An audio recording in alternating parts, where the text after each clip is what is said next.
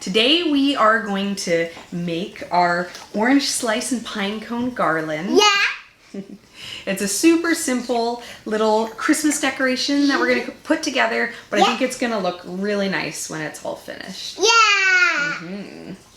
And best of all, when we're done with it this year, you can just go in the compost. The pine cones are super simple to prepare for this. You just pick them up anywhere, but you want to make sure that they're dry before you string them up, because you don't want these to be kind of getting like moldy and gross. So if the ones that you picked up are wet, it's a good idea to lay them out spaced so they can dry properly before you use them for a craft like this.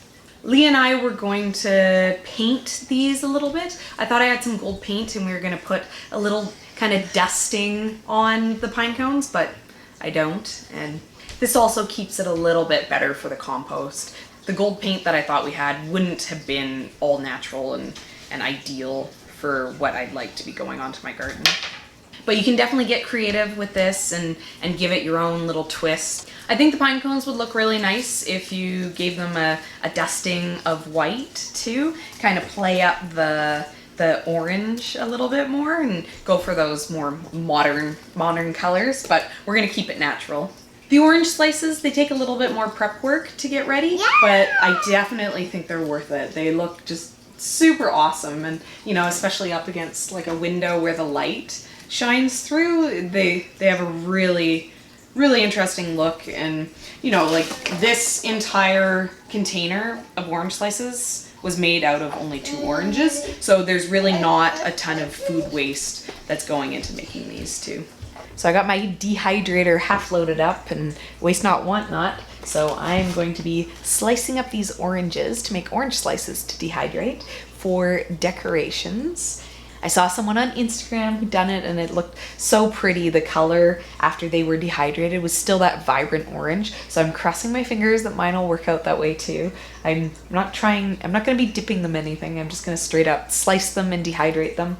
I know the dehydrator can really shrink things down, so I'm not going to cut these paper thin because I want something that we can actually work with, but at the same time, because it's, you know, it's not necessarily going to be something that has to live past this year, I'm not going to make it so thick that I can't get a bunch out of these couple oranges that I have here.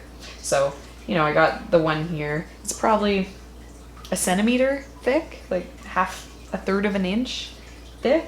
So I'm hoping that that's going to be thick enough to be something that I'll actually be able to be sewn through in the end.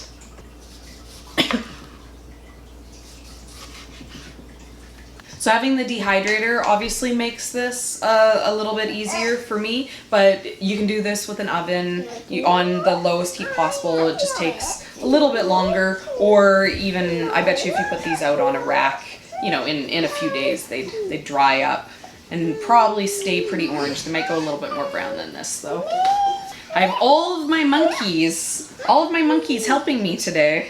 Okay, and now the fun part where we get to actually put it together. One more point that I'm gonna make is, because I want this to be completely compostable when I'm done, what I'm using is cotton thread here. The cotton will decompose and compost, but if you use a polyester thread, it's not going to break down. And I'm also using thread because I want it to be just kind of delicate when I'm stringing it.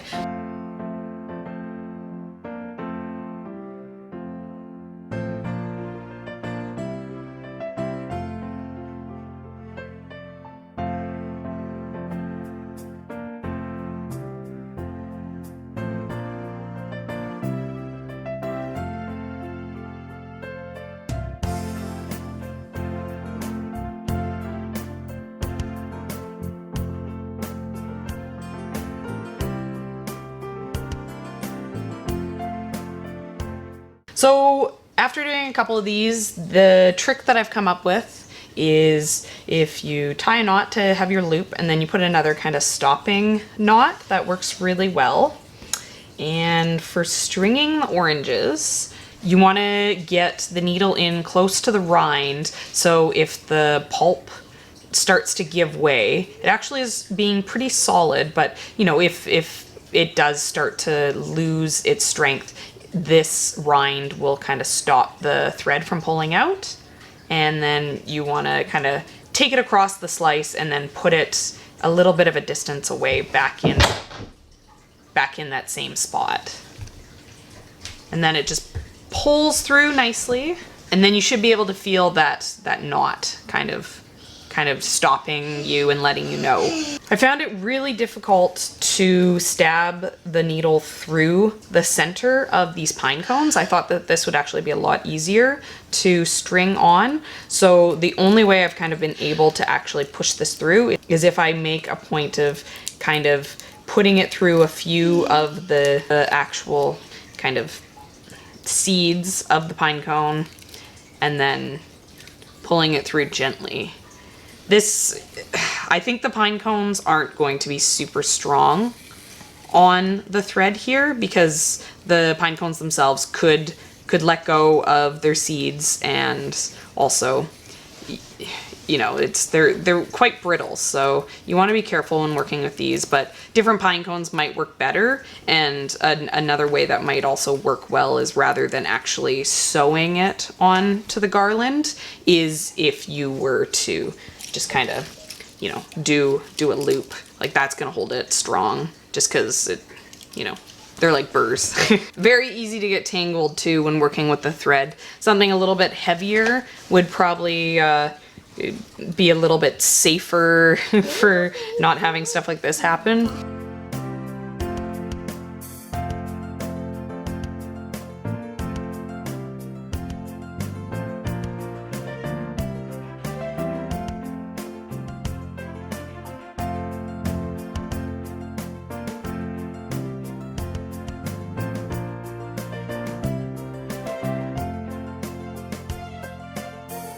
I'm really happy with how the garlands turned out. I was actually really surprised how good they looked when they all kind of came together in the end. I really especially like the one that we've hung up in the window here. When the light shines through the orange slices, they really almost look like stained glass. It's really neat. Probably one of my favorite things about the garland is the fact that when I'm done with it, I can just put it into the compost. I don't need to feel guilty at all about holding on to it. You know, the Christmas stuff, it kind of really adds up. And right now we're trying to purge everything down so we don't have so much just random things around the house. So looking forward to, you know, having a bunch of Christmas stuff that I don't necessarily need to worry about for next year. Sam just saw it up on the wall and he's giving me the eyes like, can I grab that? Can I have that? Sam, be good. As I've said, we're trying to do more sustainable stuff this year for Christmas, and I feel like this is definitely a win on the sustainable side of things. This is definitely something that I don't have to feel guilty about decorating with, and about having to worry about waste that I'm creating.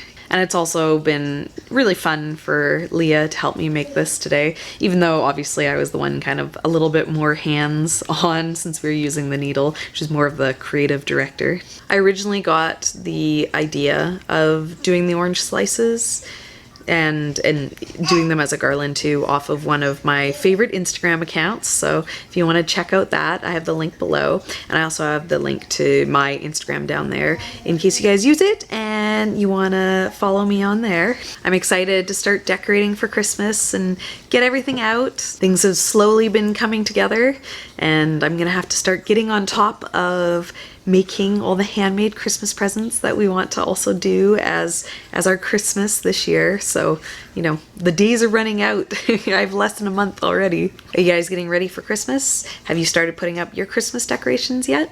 And if you think the garland looks good, make sure to give me a thumbs up. Okay, back to decorating. See you guys. Yeah, is it exciting, Sam? Are you excited for Christmas?